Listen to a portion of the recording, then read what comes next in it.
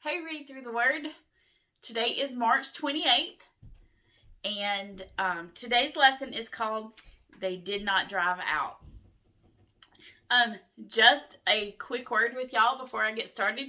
Today is my last day with you for, I have my surgery is tomorrow, and I know I'm out of work for at least a week, and then so I'll return back to my classroom after a week at school, and we'll just see, what my energy levels are letting me do. Last time with my surgery, it was all I could do to get through the end of the school day, and I came home and crashed. So, I'm hoping, and this surgery is a second surgery in a short amount of time, general anesthesia, and a little bit more in depth. And so, I'm not sure what my energy levels are going to be like. So, I hope to be back with you pretty quickly, but Wendy and Linda have told me not to push this, that I need to be healthy, because we have a conference in the fall, and so I don't need to be pushing things. So I'll be back to you as soon as I can, and I will keep you updated, and Wendy will keep you updated. So let's get on to the lesson. So we're in Joshua chapter 18. Verses 1 and 2. It says, "Now that the land was under Israelite control, the entire community of Israel gathered at Shiloh and set up the tabernacle. But there were 7 tribes who had not been allocated their grants of land." So, and once again, today I have allergy issues. So, I'm sounding like this, and I feel a sneeze coming, so it might be coming in a minute. I've got tissue standing by. So, here we go. Sorry. I want us to look at this because this is remember that first half of the book of Joshua was about the conquest of land. And I would tell you, I consider the last half of the book of Joshua as a setup for the book of Judges. Because Joshua is considered the first book in the historical books outside of the books of law. Judges is the next historical book. And so much of Joshua is a setup for the first two chapters in the book of Judges. And so I want us to see that, and I think it'll help a lot as we go into the book of Judges together too. Judges, if you remember from last year, I've taught my Sunday school class. I'd have a whole series I wrote on the book of Judges. It's called Cycles. And it is what I consider the most modern book of the Old Testament. And there's a lot there. And why do we end up the way we do in the book of Judges? Because of this right here in the book of Joshua. So, the land has been given. The tribal inheritance have been allotted. And that's what continues right here. They have one job. One job. Remember, a holy people set apart for a holy God, and they've been given a land, and in that land they're supposed to be different. The land is supposed to be different because it is inhabited by the people of God for the purposes of God. They have one job apart from being the people of God. Keep the other people out of the land. God had driven them out ahead of them.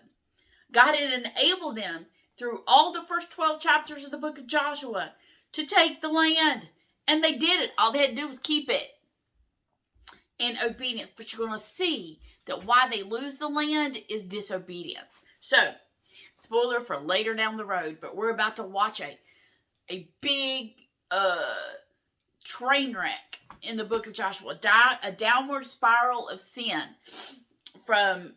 It's just, be prepared. If you've not read the book of Judges, be prepared. So, what we see are a few things I want you to notice. Now, y'all know me. I like to highlight and color in a Bible. I would highlight, mark, underline, however, and I might have missed some because, I'm human. I don't know everything. So, this was just me going through the book. So I might have missed some. So, and I am sure y'all can find them. In Joshua. The first thing is Joshua 13. Let's see. Joshua 13:13. I feel the sneeze coming, y'all. Why can't I find 13:13? Here it is. And it says, but the Israelites did not drive out the Geshurites and the Maccathites, so they still live in Israel to this day. So, to this day, remember we talked about that at the time of the reading, so which is why I'm going to side with probably during the book of Judges. But, Joshua 15:63, which we talked about yesterday. It says, but the descendants of Judah could not drive out the Jebusites who lived in Jerusalem, so the Jebusites still live in Jerusalem among the descendants of Judah to this day, knowing that they're not driven out until the time of King David, which is roughly 400 or so years. That's very rough. Okay, next thing, Joshua 16:10. However, they did not drive out the Canaanites who lived in Gezer, so the Canaanites still live in Ephraim today. Joshua 17:12 and 13. The descendants of Manasseh could not possess these cities because the Canaanites were determined to stay there. And then, let's see, what else? So, you will see that that's like a recurring theme. Like, what's up with they could not drive out? They didn't do it. They didn't. How do we know that it was just, well, number one, the land was given to them. God told them it was theirs. They didn't do what they were supposed to be doing. They didn't do it. That is explained to us in. So we're going to hop ahead a little bit for you to see this. In all of Judges chapter 1. Judges chapter 1 and Joshua fit together like that. And they really do. It helps you make sense of things. All of Judges 1. And then when you get to Judges chapter 2, God says this. So, he says this. The angel of the Lord went up from Gilgal to Bochum and said, I brought you out of Egypt, and I led you into the land I promised to your fathers. I also said, I'd never break my covenant with you. You are not able to make a covenant with the inhabitants of this land. See, that was the whole point. You're supposed to drive them out because you leave them there, you start making covenants. You're not supposed to do that. That leads to idolatry. So he says, you're to tear down the altars, but you have not obeyed me.